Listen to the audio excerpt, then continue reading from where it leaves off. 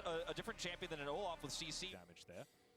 Not going to see what happens at the end, though, as Will is going to make his way into the river, gets double raked, and gets a thumbs up for it. Very, very nice, as that's a Gravitum stun that's going to land. The hook is going to go completely wide, though. That was an odd maneuver. Carrier gets stunned up, and now Will is making his way in, but Owner in perfect position. Do you want to fight a low-health Olaf, though, is the question, and Owner's answer is absolutely. Yes, I would very much like to do that, as Stand Beside Me comes on in, and Owner's going to get exhausted. That's the flash forward. Owner thought he'd done the calculation, but it doesn't quite work. Everyone's health bar is extraordinarily low, though, and T1 are closing in on this bottom side of the map. Deft, yeah, Vista's going to have to cancel the back because he doesn't want to leave Deft alone, because the rake's going to be avoided this time. Deft is going to flash to get himself out of the way. Not a lot of summoner spells left remaining, and first blood goes to Gumayushi as, oh, piercing arrow comes in, but there's a lantern, and so Carrier's going to get him to safety.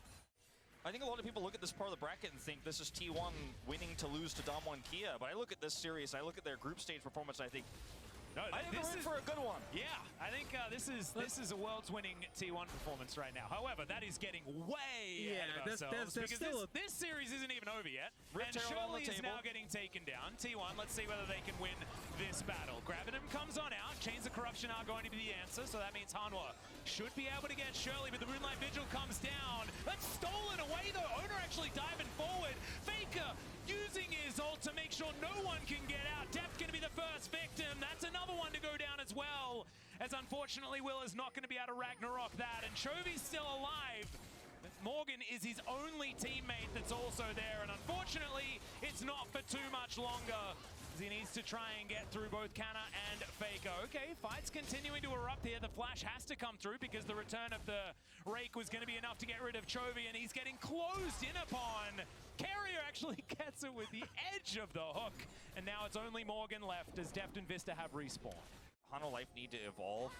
You can't evolve during one World Championship of a tournament. It's going to take longer than that, and it's going to take a lot more time. We'll see if this roster stays together next year or not. When Chovy's contract expiring at the end of the year, who knows? But I got to say, you know, for Willer, this is probably going to be one of the biggest learning experiences he'll ever have of his whole career. As Hano Life Esports don't have any vision on the Baron. They know what's being done, though. They're going to go through this choke point. Yeah, some scary guns on Gumayushi as well, as the ult comes forward from Vista, trying to start this one off in their favor. It's not the steal, and it's just a dead Willer to start this one off, but at least Morgan dives on forward, takes out Faker, tries to drive by, but it's not going to work. Deft now going to be the focus. It's Gumayushi. That's so many chakrams. He is terrifying on this Aphelios. Vista going to get taken down, and now Owner parkours his way into this top lane. Deft a sitting duck right now, and it's the double kill to come through from the T1 jungler, and that, I think, was the last gasp from Humble Life Esports, and unfortunately it was not very loud. Certainly not. And I mean, look, you have to fight through a choke point here. The fact that they're able to trade Faker back is a testament to Morgan's patience. You know, throughout this game, he does go in there and help to take Faker out. But the Red Bull power play, Baron power play, I should say, it's already 3.4K. Yeah. If they get out early, but now Carrier, this is going to get hooked. Don't miss. Yeah, Carrier's just a little bit too good on this Thresh. As yeah, Faker's going to come on through, throws down the ultimate. That is going to be Soul Point now available for T1, but I don't know whether this game has another 5 minutes in it, as this inner turret's getting sieged up. To check in on that Red Bull Baron power play, we're very close to 4K, and Faker's going to take down the inner turret in the mid lane. Same to be said for this bottom lane for the rest of T1. We're going to head towards about that 5,000 mark. Humble Life, can they actually defend this is the question. I think the answer is almost a glaring no. As Canna walks on forward, he's got the Mega Gnar, slows down Deft. No flash available here though, so can't close the gap. But it doesn't matter. I mean, they're just obliterating the base of Humble Life Esports, and Hanwha just looks like they don't have a response. Chovy trying to look for a flank, but he has to sweep out all of this vision. And T1, they've got all of the answers. Gumayushi now with the Gravitum, stuns up almost everyone by himself, gets the ulti out from Vista, and now Hanwha have to get back to their fountain.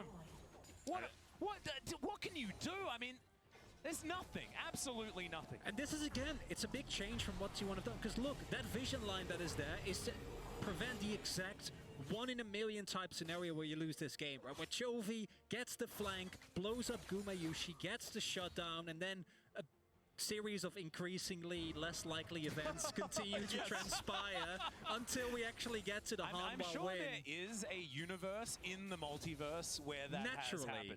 But I don't think we're getting down to like single-digit universes. I don't think where this is that's the possible. one, unfortunately. You know, sometimes the underdog wins, sometimes it's exciting, and sometimes you have the cool narrative and the really awesome storyline that everyone remembers and everybody talks about.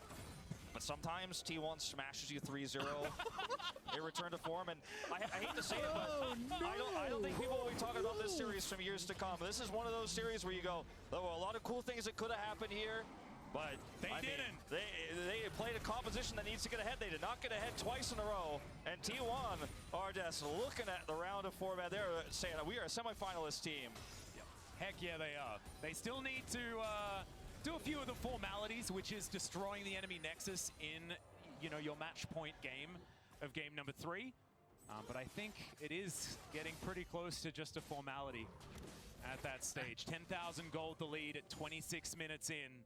I don't think that this will officially count as a shellacking if I was to talk to Jake Spawn Tiberi about it. However, this has been extraordinarily dominant. Once again, no vision for Hanwha Life Esports. We're going to watch the same fight happen again. Maybe this time the miracle can occur. Because, I mean, you are praying for a miracle if you're a Hanwha Life Esports fan. Tournament life on the line here. I don't know, man. Even a miracle may not be enough here as Hanwha, they don't even get towards the pit. The Baron is secured. Willa now down extraordinarily low. It says he's unstoppable, but it's looking pretty stoppable right now. It's Gumayushi's dominating as he takes down the jungler. Hanwha now running for the hills as quickly as possible. Decent disengage ult from Vista as Chovy dives into the backline. Gets exhausted though straight away. Morgan with the dominance gets on top of Gumayushi, but there's so much peel and he is going to be okay. Lantern thrown out for Faker as Chovy flashes himself out of the way. Morgan doing the same thing as Ona goes golden. Vista and Depth still alive for the moment. But the Talon has found the Varus, and yes, the base is being absolutely destroyed. Chovy now on the wrong side, and this is going to be the ace almost as Morgan the only one left remaining. But Nexus turrets aren't going to be here, and T1, they are just looking to end this game right here and put Hanwha Life Esports out of their misery. Canna was staying there for quite some time, but honestly, he probably can, as the rest of T1 are going to turn up. This game would have already been over if Faker was actually able to finish his teleport. He was teleporting to the bot side wave, but Chovy interrupted him. It doesn't even matter though. It's heroic, but it's not going to matter. T1 will 3-0 Hanwha Life Esports. They wanted to do this in the World's Gauntlet. Thankfully, they got a second try, and damn, second time was the charm. T1 advanced to the semifinals in the most dominant fashion, I think, an international competition of League of Legends could even imagine. And I gotta say, I think Hanwha Life Esports fans are disappointed with the result. You go 0-3, but not only do you get dominated in 3 back-to-back games,